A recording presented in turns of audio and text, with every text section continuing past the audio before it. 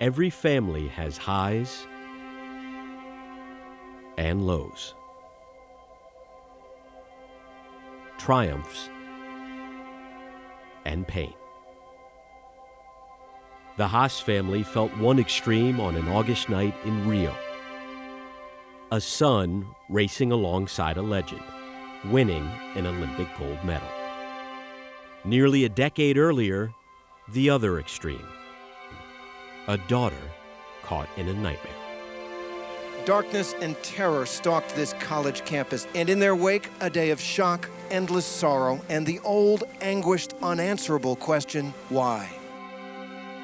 By the end of the morning, it was the worst day of violence on a college campus in American history.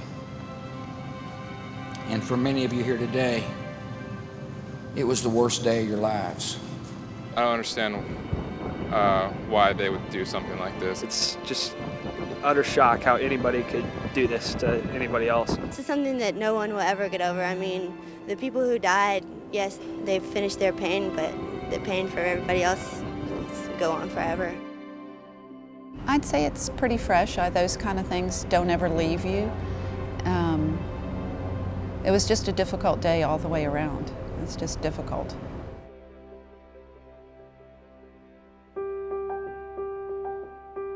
From the time Francis Townley Haas was a baby, his life revolved around water.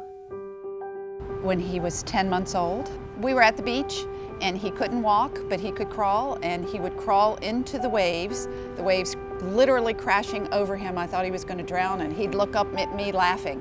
So we tell the joke that he'd be halfway to England if we had let him keep crawling. He just really had an affinity for the water. He just loved being wet. We used to say, happy when wet. Swimming drew Townley, as he came to be known, close to his older siblings, Wyatt and Emily. We have a pool in our neighborhood, and there's summer league neighborhood pools all across our county. And there was a point for a couple of years actually where my brother, sister, and I, we were all on that team together, which was a lot of fun just because it was the Haas siblings. 10 years younger than his sister, Townley continued to pursue junior swimming in their hometown of Richmond, while Emily enrolled at Virginia Tech. On April 16, 2007, she was nearing the end of her sophomore year and had a morning French class at Norris Hall. She woke up early on Monday morning, and it was an unusually blustery April day, and there were snow showers, and she contemplated skipping her 9 a.m. class, but she said, no, I'm here, I'm gonna get up and go to class. They were just in class, and then, they started hearing gunshots.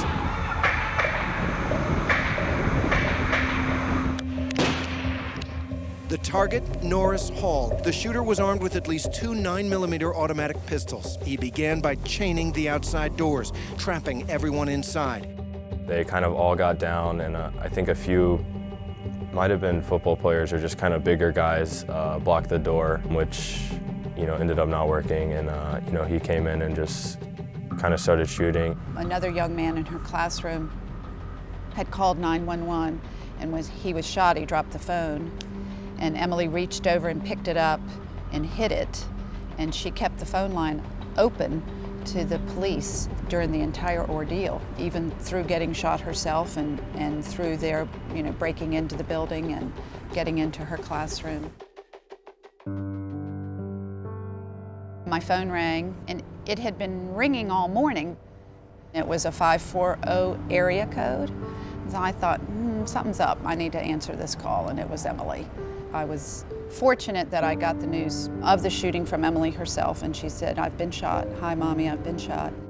I went that afternoon to swim, and a really good family friend. After practice, he took me home. He kind of told me everything that happened, and that, she was hit. And then, my parents had driven up to Virginia Tech. It was a long drive, and I'm sure we were going 90 miles an hour down the interstate. And what was so surreal was that there were literally dozens, and I'm not exaggerating, dozens upon dozens of emergency vehicles, state police, first responders, and all sorts of FBI and ATF anywhere near Virginia was racing to Blacksburg, Virginia. The radio's on, and we're hearing the horrible reports, 10 dead, and then 12 dead, and then 18 dead, and the number's climbing, and I'm, just sobbing. And you're trying to think logically and trying to force yourself to think logically when all you're doing is, screaming and crying inside. My daughter's been shot. Oh my God, what has happened?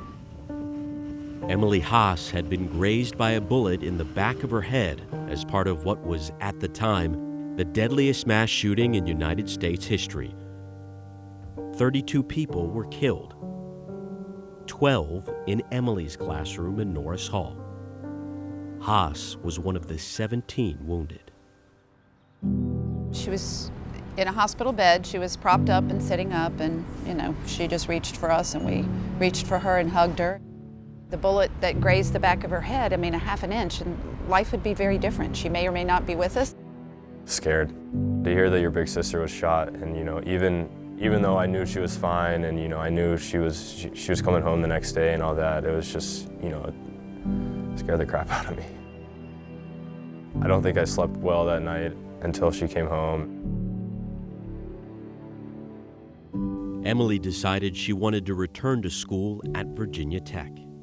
She graduated in 2009. These days, she is a high school French teacher, the same class she was taking on that fateful day. She is the mother to a young daughter, and as of August, the older sister to an Olympic gold medalist. On the day of Townley's win in Brazil, she was hosting a family watch party in Richmond. It was 2 or 3 in the morning actually when I got back to the room, and my sister texted me. We texted a little bit, and then she FaceTimed me, and I actually got to talk to her that night, which was awesome. It was great to see her so happy. I know for her it was great to see me so happy. She actually took a screenshot and posted it because I was just smiling the whole time talking to her. 8 months later, it was Townley's turn to support Emily, as the family gathered to observe the 10-year anniversary of the Virginia Tech tragedy.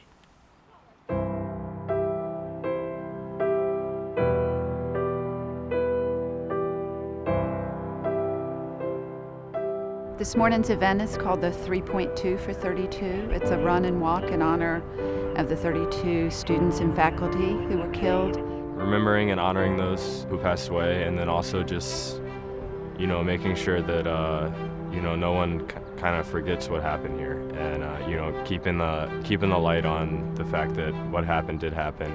I know she does enjoy coming back here and remembering everything, but, to have a good time and enjoy being here, being with friends and family. Closure's a big, strong word, means different things to different people. There's never going to be closure. This happened, and it's always going to be in the back of our minds or back of our memories or in our hearts all the time. While we do honor those that were killed and we remember those who were injured and we think about this university, we do move forward, but with a great resolve to remember. You will always remember the friends and teachers who were lost yesterday, and the time you shared with them, and the lives that they hope to lead. And on this terrible day of mourning, it's hard to imagine that the time will come when life at Virginia Tech will return to normal, but such a day will come.